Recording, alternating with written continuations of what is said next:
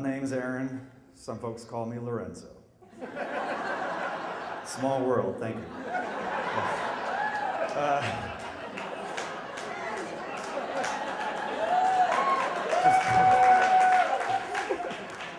So I apologize, it's a not well-formulated story. It was sort of an intermission revelation. 4 years ago today was my first day out of rehab. And I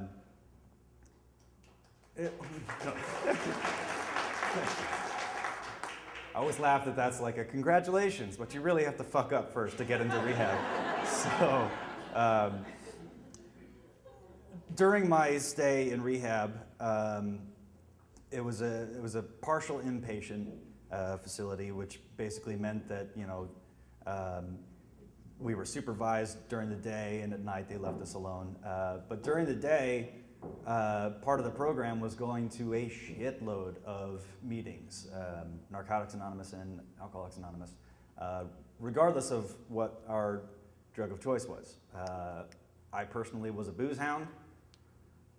Didn't matter. I was going to Narcotics Anonymous 3 times a day. And the junkies, my roommates, never liked to drink, doesn't matter. They were going to Alcoholics Anonymous. So this was in a different town, and so that made it sort of easy initially to start going to meetings, and I was in a room full of strangers that did have something in common, and there was well, it was anonymous. They put it right in the fucking name. So it was sort of a nice way to ease into it. I didn't know anybody, and I could really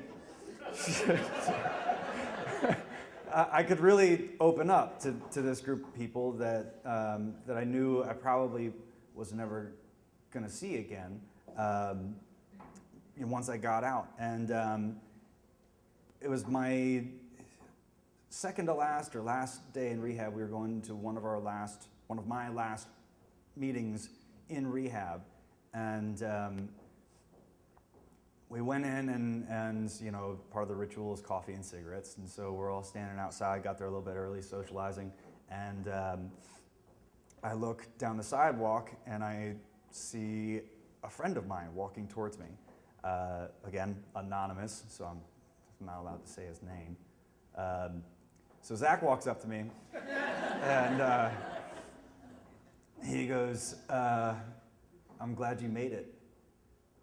And I thought, shit, was I that bad? I thought I had it covered. But that was my first experience seeing someone else that I knew in this world of recovery. And so then I went back to York, and I was still enrolled in an outpatient program. Part of the treatment for which was they told me to go to meetings. So I remember going to my first meeting in York and walking in and being like, oh, hey, oh, yeah, what's going on? I haven't seen you forever. And, hey, what's going on? I didn't know you even drank. But my first time sharing in a York meeting where I knew a lot more people than I was proud to say that I knew at an Alcoholics Anonymous meeting, and I'm sure they would say the same about me, it was no pun intended, a sobering experience to have to share. And I was very thankful to have those more anonymous experiences where I could just sort of bear all. But then I came back to a familiar area, and I was sharing very personal and intimate stories with total strangers, much like this. And it seems like the longer I went to meetings, the more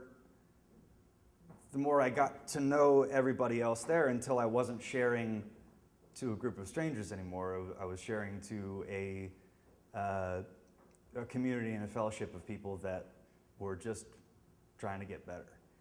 And then I became the one who was in the room that recognized a newcomer coming in. And I remember the first time seeing someone come in that I had known, old drinking buddy of mine, and I remember thinking to myself, man, I'm glad he made it.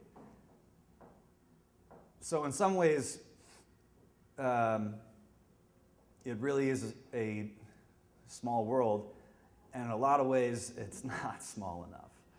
So there's ups and downs.